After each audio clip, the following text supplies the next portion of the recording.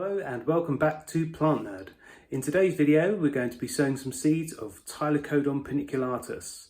I received these quite recently and I've read that they need to be sown quite quickly as they lose viability. So we're going to be having a look at that today. They're very tiny seeds, so we're going to have to be really careful with those. And here are the tiny little Tylecodon paniculatus seeds. I've got about 10 of them on this sheet of paper. I'm just going to put my finger in shot so that you can see just how tiny they are.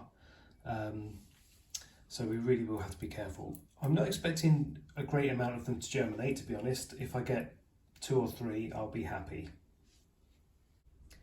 Because I'm not expecting too much in the way of germination, I'm just going to be using a small 5.5 centimetre pot for the whole lot of those seeds, and then when they do get bigger I can prick them out. Apparently they grow about 1 centimetre a year, so I would imagine that they will take a while before they need pricking out. First thing I'm going to do is just get a little bit of drainage in the bottom of there. And for that I'm going to use molar clay.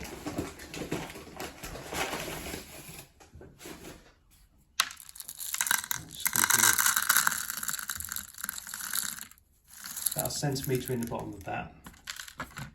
So the substrate that I'm going to be using for this is going to be this peat-free cactus mix, which, as you can see, is quite a sandy and free-draining mix. I'm also going to be adding some pumice into this, probably about 1 part pumice, 2 parts of the peat-free compost, and I'll just give that a mix around. Now, I have had problems with scarred fly in the past, and to try to combat that, what I do with my substrate now is before I use it, I freeze it for about 48 hours, and that hopefully will kill any of the scarred fly or the scarred fly larvae that are inside. So I'm just going to put that into the pot.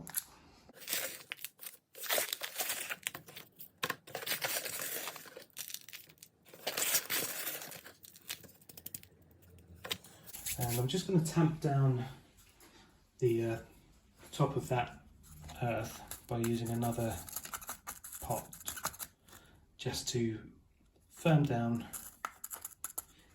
inside there. And just a quick reminder, if you're enjoying these videos, please remember to like and subscribe for more updates. Thank you. And one final thing I'll do before I sow the seeds is just to ensure that that compost is moist, so that when the seeds hit the surface of the soil, they know it's time to germinate. Tylecodon paniculatus are native to South Africa all the way up to Namibia, and they tend to grow in the colder winter months, which is June, July, August in that part of the world, and the temperature range goes from about 6 degrees to about 20 degrees Celsius. That's the nighttime to daytime range. That's about the kind of temperature range that we get here in the plant room at the moment, especially when the sun comes through. It really does warm up quite nicely during the day. So I'm not going to put these seeds on the heated propagator. I'm hoping that that natural fluctuation of temperature will kind of mimic their natural surroundings. So I've left the pot to soak up enough water, let it drain for a little while, and now I'm going to put the seeds in. What I've done is I've put them on a piece of paper that has a little fold in it so that I can direct where the seeds are going, and the easiest way to do this is just to tap the paper and the seeds should fall out nicely.